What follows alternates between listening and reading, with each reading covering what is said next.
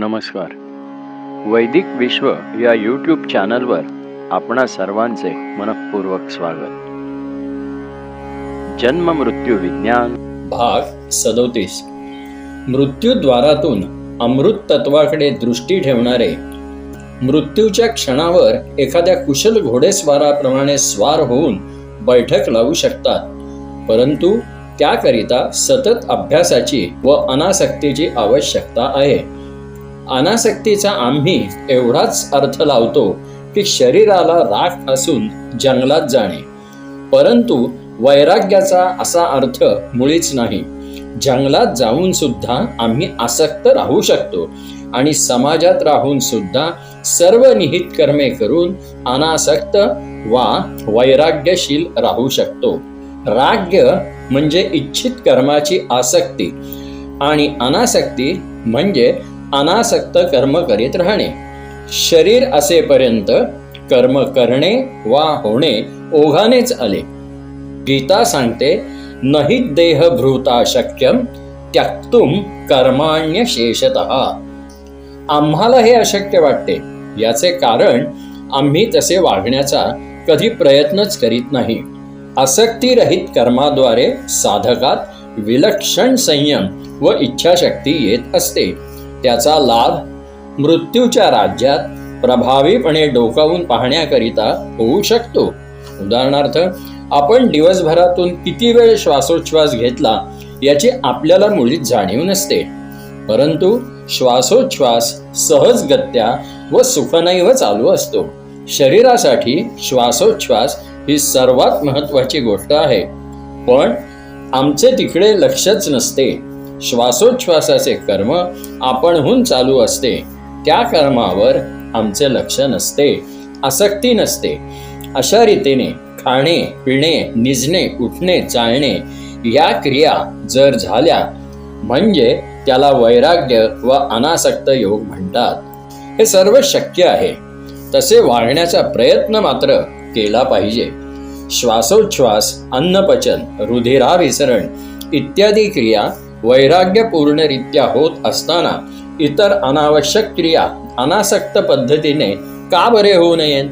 दैनंदिन जीवनात वैराग्य वाढले की त्या शक्तीचा विनियोग दिव्य जीवनाकडे आपोआप होत असतो. पावसाचे वाहून जाणारे पाणी जसे अडवून कृषी करता उत्तम तऱ्हेने वापरता येते, तद्वत क्षुल्लक कर्मात आसक्ती न ठेवली तर त्याचा विनियोग आपोआप दिव्य जीवनातील गूढ रहस्य जाणण्याकरिता होतो, असा सर्व साधकांचा अनुभव आहे. आपली शक्तिबुद्धी क्षुल्लक अशा जड जीवनाकरिताच वाया जाते, त्यामुळे त्याचा ओघ दिव्य जीवनाकडे वळतच नाही. असल्या अनासक्त कर्मयोग्याला कोणतीही योग साधना न करताच सर्व दिव्य शक्ती आणि सिद्धी आपोआप प्राप्त होतात. हे कर्मयोगाचे एक रहस्य आहे. असेही काही महामानव पाहण्यात आहेत की कोणत्याही साधना न करताही त्यांना अतींद्रिय शास्त्रातील दिव्य अनुभव आले आहेत. अशा सहजावस्थेत राहणाऱ्या व्यक्तीला कर्मयोगी असे म्हणतात. जो जाणून कर्म करतो तो नव्हे, तर ज्याच्या शरीराद्वारे आपोआप कर्म होतात तो कर्मयोगी होय. अशा सहज कर्मयोग्याला त्याच्या त्या प्राकृतिक अवस्थेमुळे जे दिव्य अनुभव येतात त्यामुळे त्याच्या ज्ञानात सतत भर पडून तो ज्ञानी बनतो. असा ज्ञानी पुरुष सर्वात श्रेष्ठ होय, परंतु ज्ञानप्राप्ती करता आसक्तीरहित कर्म घडणे आवश्यक आहे. अनासक्त योग म्हणजे कर्मयोग होय. यावर एक बोधप्रद कथा आहे. एक साधक होता. त्याच्या गुरूंनी त्याला वनात जाऊन 12 वर्षे खडतर तपस्या करण्यास सांगितले.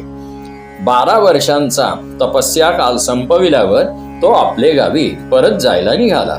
वाटेत एक घटना घडली. एका झाडाच्या फांदीवर एक पक्षी बसला होता. ती फांदी जाण्या येण्याच्या वाटेवर आडवी पसरली होती. त्या फांदी घालून तपस्वी चालला असतानाच त्या पक्षाने आपली विष्ठा टाकली.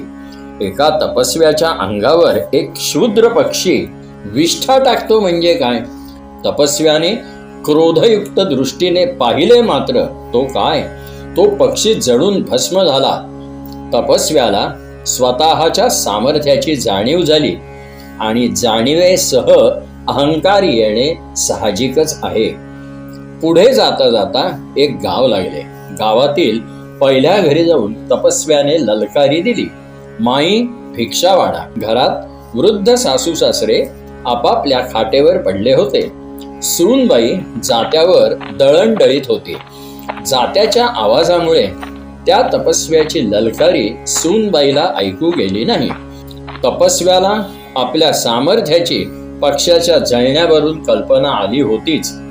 त्याचा पारा चढला आणि त्याने पुन्हा एकदा जोरात ललकारी दिली, कोण आहे का घरात? भिक्षा वाढता की नाही? दारावर कोण आले आहे याची तुम्हाला कल्पना आली नाही का? आता मात्र ललकारी ऐकू गेली. सून जात्यावरील पीठ ओंजळीत धरून लगबगीने तपस्व्याला भिक्षा द्यायला गेली. पण भिक्षा घेण्याऐवजी तो तपस्वी त्या सुनेकडे रागाने पाहू लागला. सून लगेच उत्तरली, महाराज क्रोध करू नका, भिक्षा घ्या. मला तुमचा आवाज जात्याच्या घर्षणामुळे ऐकू आला नाही आणि मी काही तो पक्षी नव्हे की तुमच्या केवळ क्रोधयुक्त पाहण्यामुळे जळून जाईल. तपस्वी स्तंभितच झाला, कारण पक्षाच्या जळण्याची गोष्ट कोणालाच माहीत नव्हती.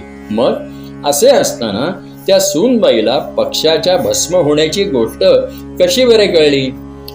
तपस्व्याने त्या सूनबाईचे पाय धरले आणि तिला ती गोष्ट कशी कळली अशी विचारणा केली.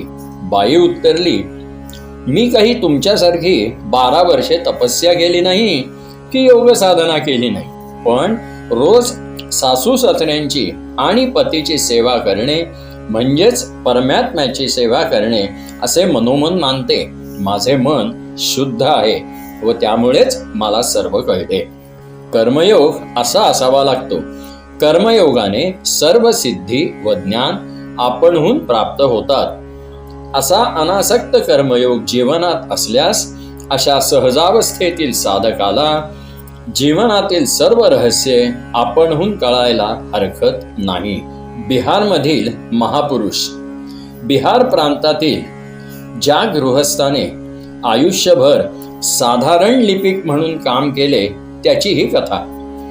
असली महान साधना त्या गृहस्थाने केव्हा केली हे त्याचे त्यालाच माहीत. त्याचा मोठा मुलगा 60 वर्षांचा होता. त्या गृहस्थाचे वय 84 असावे. घरी एक दिवस सत्यनारायणाची पूजा केली.